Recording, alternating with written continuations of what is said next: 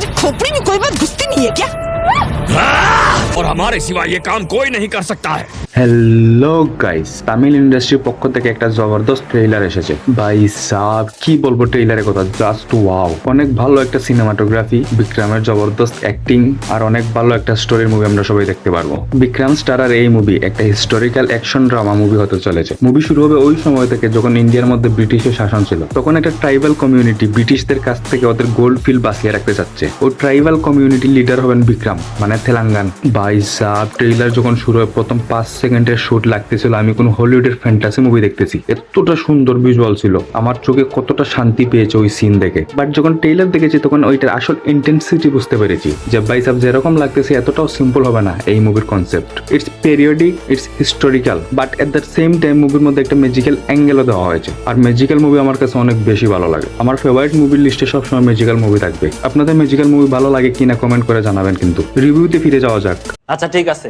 ব্রিটিশরা যেই জায়গা থেকে গোল্ড খুদাই করে বের করতে চাচ্ছেন ওই জায়গা ম্যাজিক্যাল, আর ওই জায়গায় রক্ষা করতেছে আরতি নামের সসরা। আমার কাছে লাগতেছে যতগুলো শট আরতির দেখানো হয়েছে ওইগুলো হয়তো বা ব্যাক স্টোরি হতে পারে। আমার কাছে এটা কেন লাগতেছে, যদি আপনারা 30 সেকেন্ডে জুম করে দেখেন ওইখানে একটা আরতির মূর্তি দেখা যাচ্ছে। ওরা গোল্ড খুদাই করতে গিয়ে এই মূর্তি বের হয়েছে, যার কারণে যারা খুদাই করতেছিল ওরা সবাই মরে গেছে বা অজ্ঞান হয়ে আছে। যাই হোক, তারপর হয়তো বা আরতি বিক্রমের উপরে প্রজেস করবে, যেখানে বিক্রম প্রথম ব্রিটিশদের সাথে মিলে গোল্ড খুদাই করতেছিল, তারপর উনি সবার সাথে মিলে এই জায়গায় রক্ষা করবেন। এটা আমার অনুমান, যা ভুলও হতে পারে কারণ মুভি তো এখনো দেখিনি।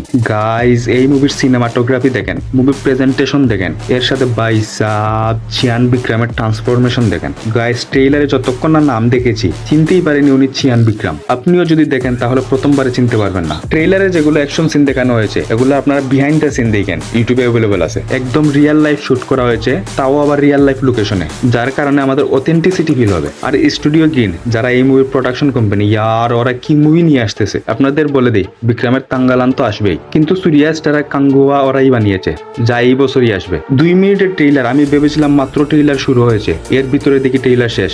This is the power of engaging content. আর সাউথের ফিল্ম মেকার নেক্সট লেভেলের কন্টেন্ট নিয়ে আসতেছে অডিয়েন্সদের জন্য। আমার কাছে মনে হচ্ছে কালকির পর এই মুভি হয়তো বা মানুষের মনে একটা জায়গা করে নিবে। যদি আপনারা কেজিএফ দেখে থাকেন, অবশ্যই দেখেছেন, কেজিএফ এ যেই জায়গায় মাইনিং করা হয়েছে ওই সেম জায়গায় তেলেঙ্গানার হিস্টোরিক্যাল স্টোরি দেখানো হবে। ট্রেইলারের মধ্যে আমার সব থেকে বেশি ভালো লেগেছে ম্যাজিক্যাল অ্যাঙ্গেলটা। ওইটা যদি একটু সুন্দরভাবে মুভির মধ্যে প্রেজেন্ট করা হয় তাহলে মজাই এসে যাবে। তো মুভির রিলিজ ডেট এখনো অ্যানাউন্সমেন্ট করা হয়নি, যদি করতেন তাহলে ভালো হতো। তো গাইস আজকের জন্য এতটুকু, কথা হবে আরো একটা ভিডিওতে। আর হ্যাঁ, লাইক আর সাবস্ক্রাইব করতে কিন্তু ভুলবেন না। Tata, bye bye.